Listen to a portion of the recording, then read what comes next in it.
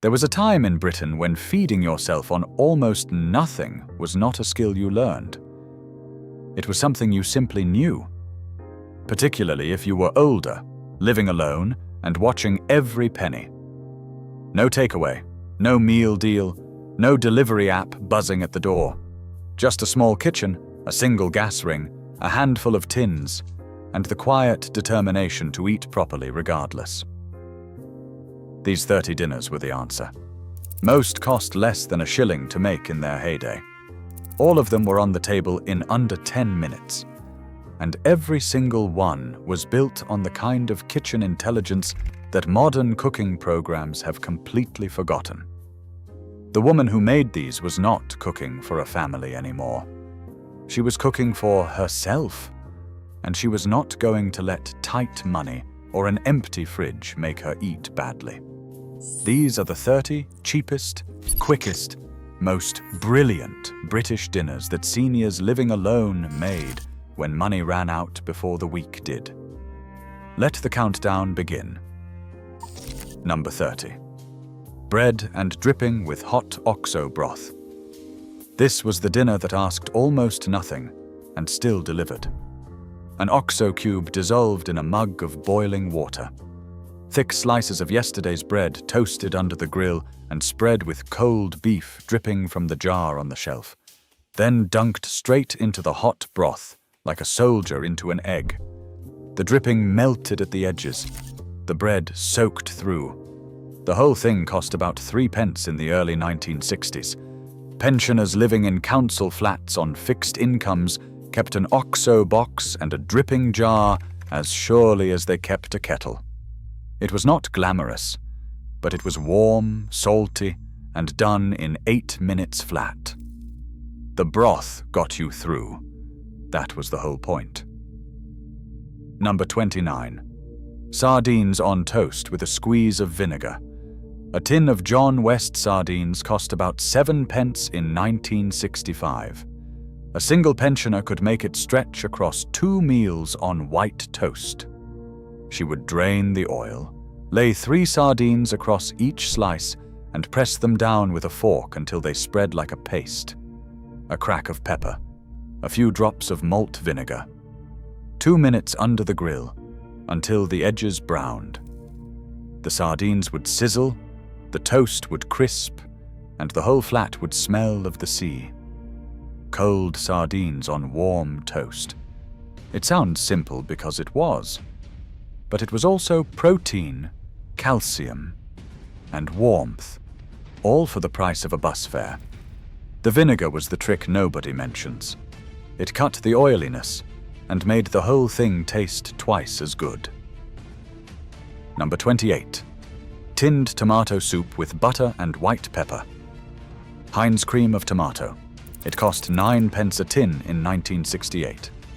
Heat it in a small pan with a proper knob of butter, stirred in at the end, not just warmed through, but brought to a gentle simmer so the butter melted into the soup and made it silky.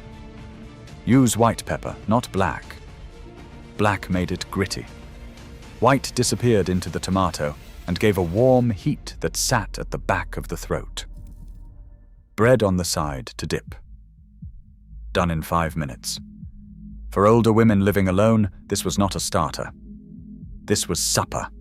A complete meal in a pot small enough to wash up in 30 seconds. The ritual of the tin opener, the slow heat, the stir of butter. Simple, warm, complete. Number 27. Scrambled egg on fried bread. 2 eggs and a knob of margarine, beaten together with a splash of milk and a pinch of salt. The secret was low heat and patience, pulling the egg slowly across the pan until it just set, still a little wet. Meanwhile, a single thick slice of bread fried in the same pan in whatever fat was left. The bread went golden and crisp, the egg piled on top, and the whole thing cost about 4 pence in 1962. No plate to wash up if you ate it over the sink. She often did, not because she had no table, but because cooking for 1 means you stop performing meals the way you cooked for 5. Scrambled egg on fried bread at 6:20 was one of the quiet dignities of living alone. Nobody to comment, nobody to judge, just you and your supper. Number 26. Pan-fried potato slices with onion. This was the dinner that lived between meals. Leftover cold boiled potatoes from lunchtime, sliced thick and fried in a little lard with half an onion until the edges went dark and the kitchen smelled like a chip shop. Salt, white pepper, sometimes a scrape of Worcestershire sauce at the end. 7 minutes from cold pan to plate. Lard made the difference. Margarine gave you pale, soft potato. Lard gave you crisp, golden edges and a savory depth that made even plain boiled potato taste like something worth eating. A pound of potatoes cost around 4 pence in 1960. An onion was a penny. The whole meal cost less than a bag of crisps and kept you full until bedtime. This was the dish that proved leftovers were not failure. They were planning. Number 25. Baked beans on toast with a fried egg. Heinz baked beans, introduced to British shelves in the 1920s, had by the 1960s become the single most useful tin in any pensioner's kitchen. Half a tin heated in a small pan. 2 slices of bread toasted. 1 egg fried in margarine. The egg went on top of the beans, which went on top of the toast. The yolk broke when you cut into it and ran down through the beans like a sauce nobody had to make. A complete meal, protein, carbohydrate, fat, and the satisfaction of something hot. Cost about 6 pence in 1965. Every pensioner in Britain knew this dinner. Some ate it 3 nights a week and were not embarrassed.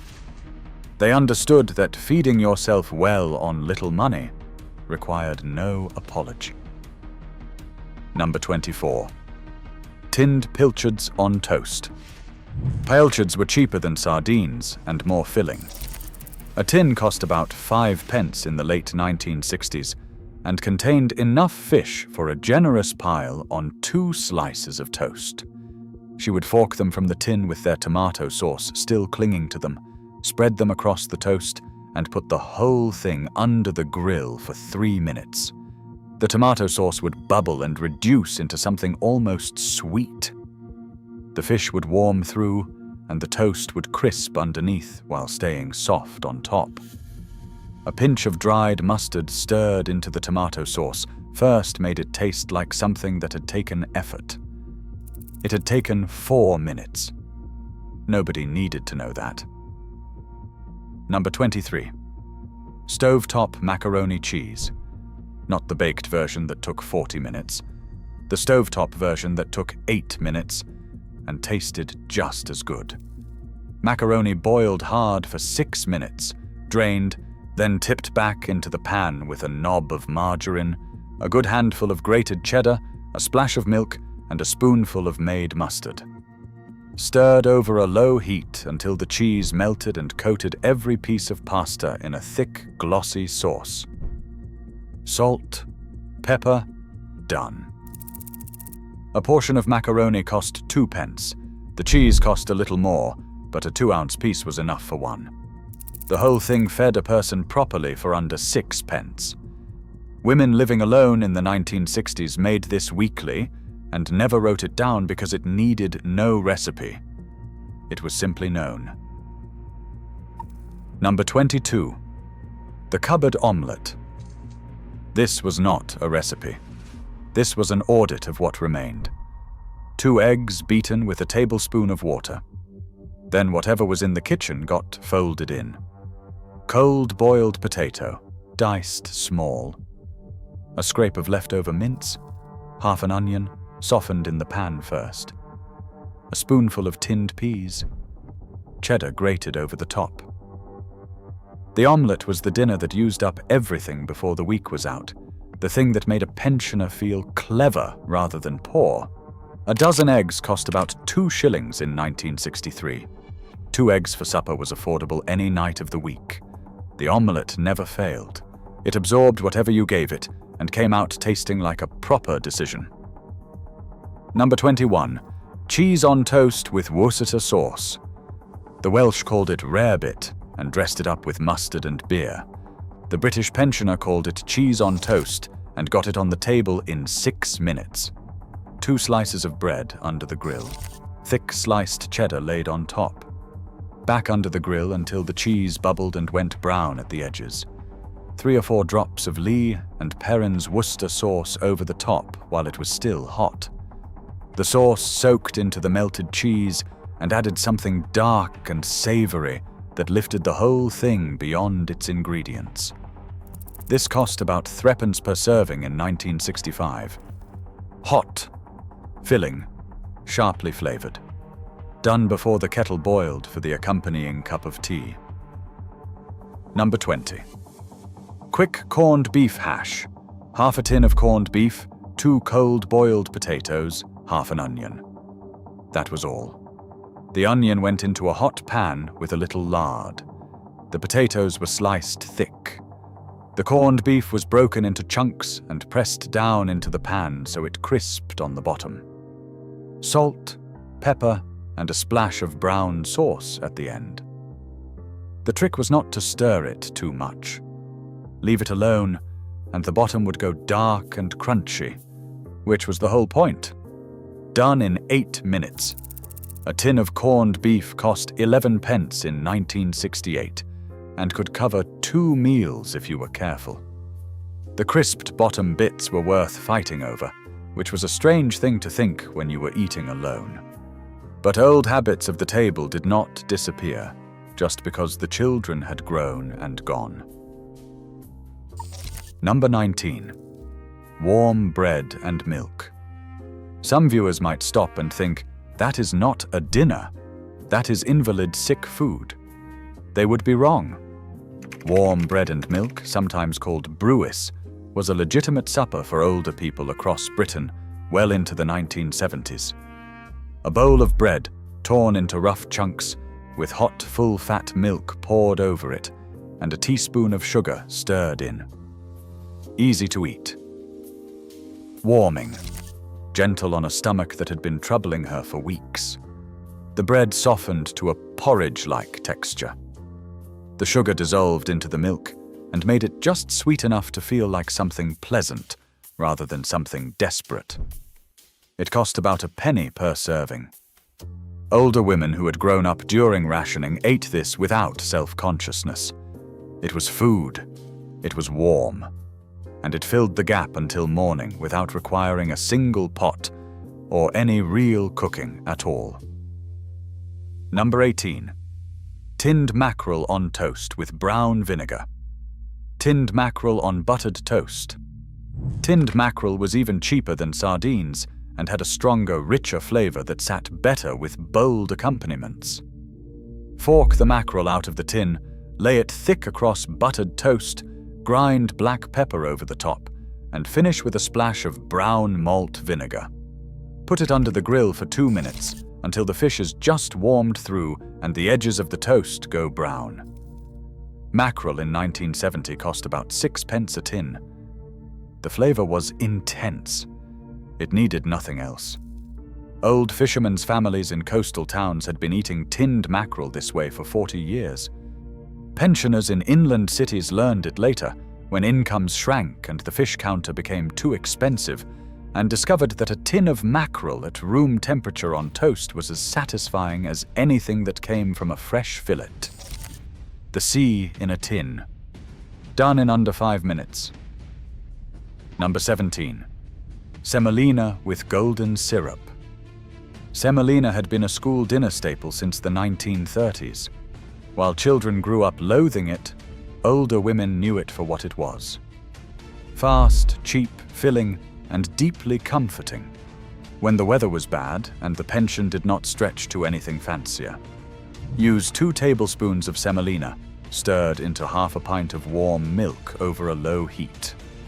Keep it moving until it thickens. Sweeten with a teaspoon of sugar and finish with a swirl of Lyle's golden syrup. The syrup pooled amber in the white center of the bowl. It took 7 minutes from cold milk to table. A bag of semolina cost about 6p and lasted weeks. The golden syrup tin never seemed to empty. For a woman living alone on a small pension in a cold flat in January, this was dinner, not a compromise, not a fallback. Dinner. Number 16. Spam fritters.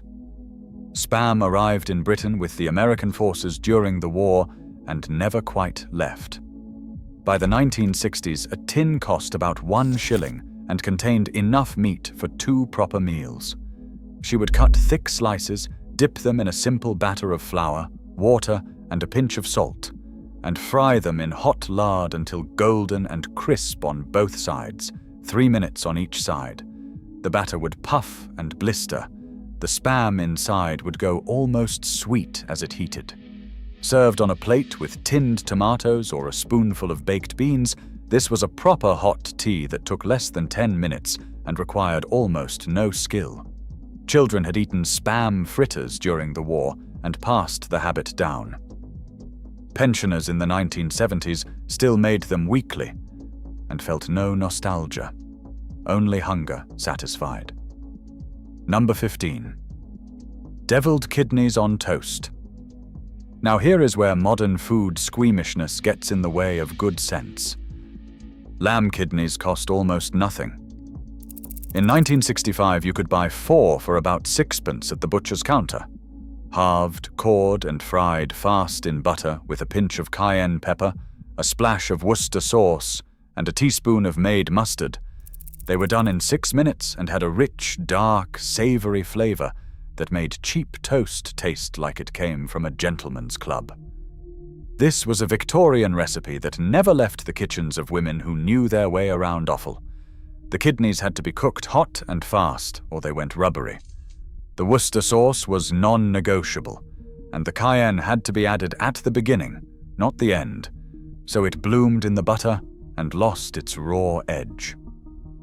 6 minutes, a few pence.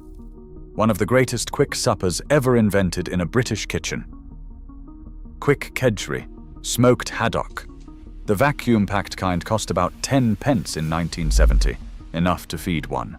Poached in water for 4 minutes, then flaked into pre-cooked rice she always kept in a dish in the fridge from lunchtime's portion.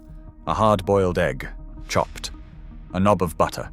A pinch of curry powder bloomed in the butter first, before the rice went in. Salt. Stir. Done. Kedgeree was originally a Victorian breakfast, brought home from India and made British. But for older women living alone in the 1960s and the 70s, it was supper, made in 8 minutes from a fridge of leftovers. The curry powder was always Madras. It had to be. The smell of it hitting the butter was the smell of the whole dish coming to life. Real cooking, fast cooking, from almost nothing. Number 13. Fried egg with dripping and brown sauce. This was the dinner that refused to apologize for itself. A proper fried egg cooked in beef. Dripping, not sunflower oil, not margarine. Beef dripping from the jar. The fat needed to be hot enough to spit before the egg went in. 30 seconds for the white to set at the edges. Baste the yolk with the hot dripping using a spoon until it filmed over but stayed soft underneath. Slide it onto a thick slice of white bread. Cover with a proper quantity of HP sauce. The dripping gave the egg a savory depth that no vegetable oil could touch. It tasted of the roasting tin. It tasted of Sunday. Done in 4 minutes and costing about 2 pence. The HP sauce bottle, half full and slightly sticky around the cap, lived on every pensioner's table in Britain. It was not a condiment. It was the point. Number 12. Tinned salmon scrambled eggs on toast. A small tin of red salmon cost about 6pence in 1965. She would drain it and remove the bone if she was being fastidious. Most women left the soft bones in for the calcium and simply mashed them through. Then she folded the flaked salmon into softly scrambled eggs just before they finished cooking. The heat from the eggs warmed the salmon through. The the richness of the fish folded into the curd of the egg, a pinch of salt, occasionally a little white pepper. On toast. The whole thing was ready in 6 minutes. Tinned salmon scrambled eggs looked and tasted like something expensive. They were not. They were the kind of meal that made a woman feel she was eating properly, even on the weeks when the pension barely covered the gas meter and the rent.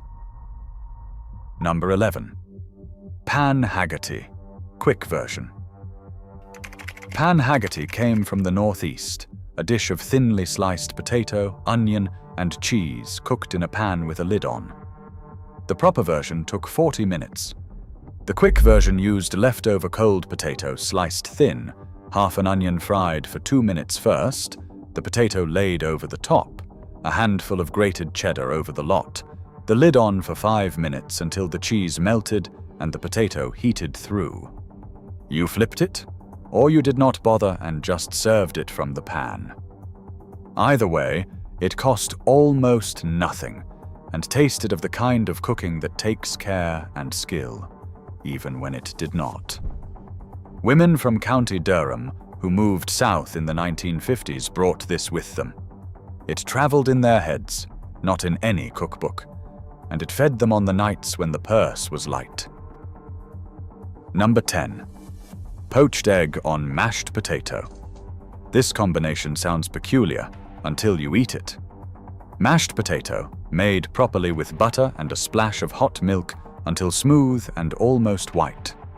A fresh poached egg slid on top, the yolk still liquid. Cut into the egg, and the yolk ran down into the mash, turning it golden and rich. Salt, pepper, sometimes a pinch of nutmeg in the potato. A complete meal for about 4p. Pensioners in the 1960s poached eggs in the same pan of water they had used to boil the potatoes. They wasted nothing, not even the hot water.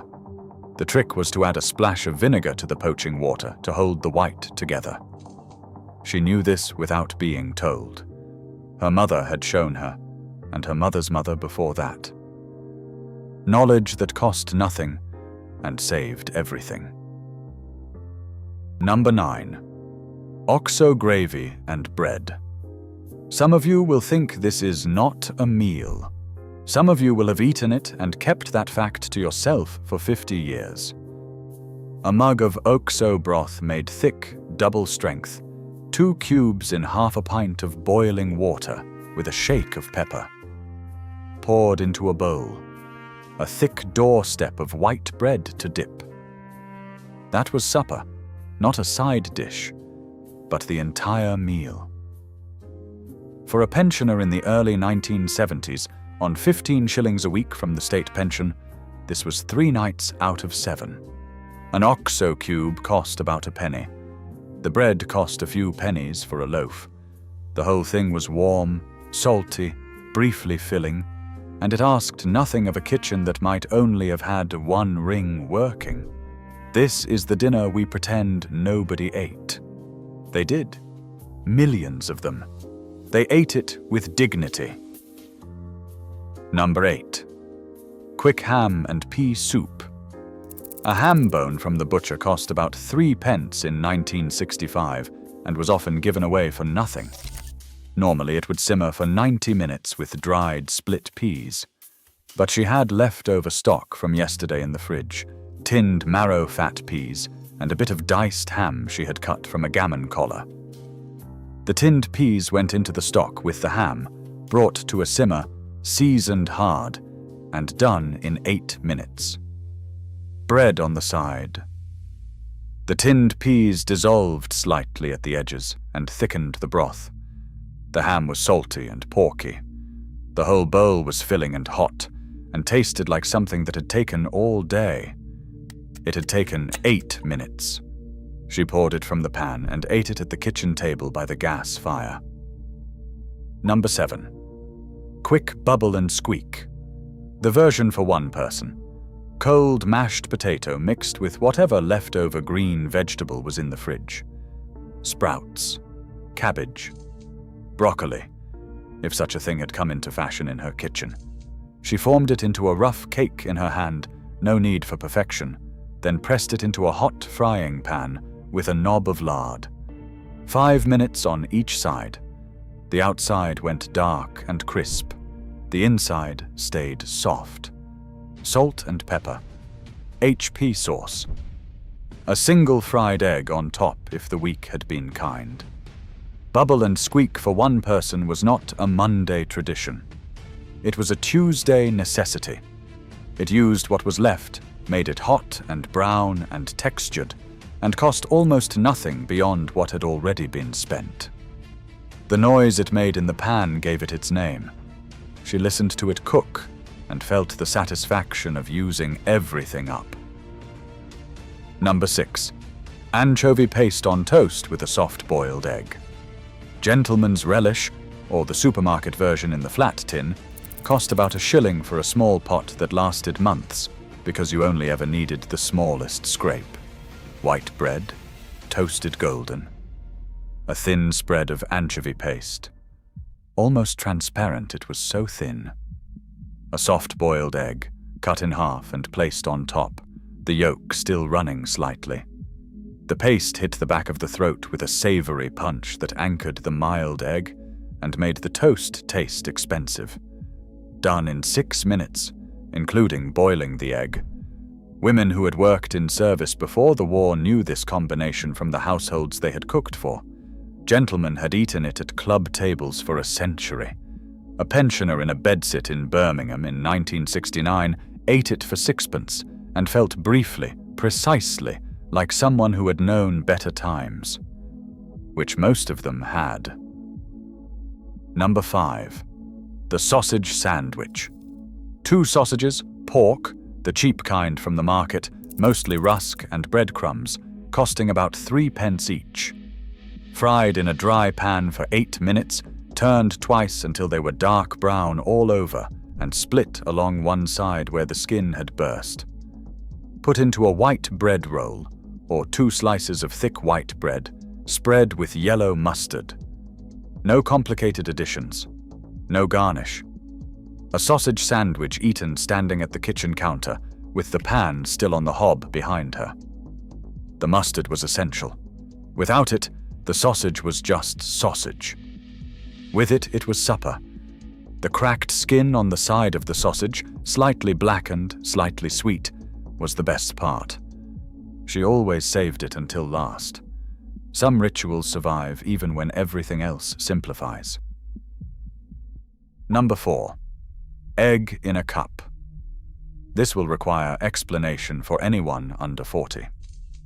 A soft-boiled egg, peeled and dropped directly into a cup, is mashed roughly with a knob of butter and a pinch of salt and pepper. It is eaten with a teaspoon from the cup itself, with a slice of buttered toast on the side for dipping. No egg cup required, no fussing with the spoon to find the right angle to crack the shell. It is just the egg, mashed in the vessel it was already warm in, and eaten quickly before it goes cold. For a woman with arthritic fingers who struggled with the delicate business of spooning egg from a shell, this was the adaptation that meant she still had a hot egg for supper 3 nights a week. These small adjustments, tiny modifications made to keep a preferred meal accessible, were the real kitchen intelligence of older British women living alone. Nobody taught them. They worked it out themselves. Number 3. Tinned rice pudding with golden syrup, not made from scratch. The ambrosia tin cost about 7 pence in 1970. Open the tin, pour the pudding into a small pan, heat it gently for about 3 minutes while stirring so it does not catch on the bottom. Pour into a bowl. A good swirl of Lyle's golden syrup over the top, pooled and glittered amber against the white. Hot, sweet, creamy, done in 3 minutes. For a pensioner who was cold and tired, and had been on her feet in the church hall all morning, it was as close to comfort as a kitchen could provide, without requiring anything at all. The tin was the pantry's insurance. Always there, costing almost nothing. On evenings when everything felt a little too heavy and a little too quiet, it was sweet and warm and enough. Number 2. EGG curry on rice. Before curry became a restaurant occasion, it was a stovetop emergency solution. Leftover boiled rice from lunchtime, 2 eggs, a small onion, half a tin of chopped tomatoes, a teaspoon of Madras curry powder, and a knob of margarine. The onion went in first for 3 minutes, then the curry powder, then the tomatoes. The eggs were cracked straight in and stirred through as if making scrambled eggs into the sauce. 4 minutes total. It was poured over the cold rice, which heated through in the warmth of the sauce. The curry powder needed to bloom in the fat with the onion before the tomatoes went in. That step, that 30-second step, was the difference between the dish tasting raw and tasting as though she had been cooking it for 20 minutes. It cost about 4p. It tasted of something. That mattered. Number 1. Toast with dripping and salt. Toast with beef dripping and salt. The simplest dinner on this list. The cheapest dinner on this list. And the one most loaded with memory and meaning. A thick slice of white bread, toasted under the grill until golden. Spread while still warm with cold beef dripping from the ceramic jar on the shelf, the white fat with its dark jelly layer at the bottom. A proper pinch of table salt pressed into the dripping, while it was still soft enough to hold it. Eaten over the sink or at the kitchen table with a cup of strong tea, the whole thing took 3 minutes to make and cost about a penny. This was not a dinner anyone admitted to in public. It was the private dinner, the dinner of absolute economy, the one eaten when the pension had run out on Thursday, and it was only Friday morning. It was sustenance without pretense. It was the fat of last Sunday's roast turned into tonight's meal. And it was made by women who understood, as clearly as anyone in Britain ever has, that cooking for yourself when money runs out is not failure. It is intelligence. It is resourcefulness. And it is, in its own quiet way, a form of dignity. 30 dinners. All of them cheap. All of them quick. All of them made by older British women who never complained about eating alone or eating small, because they had lived through worse and knew how to feed themselves regardless. If you recognized any of these, share which one in the comments.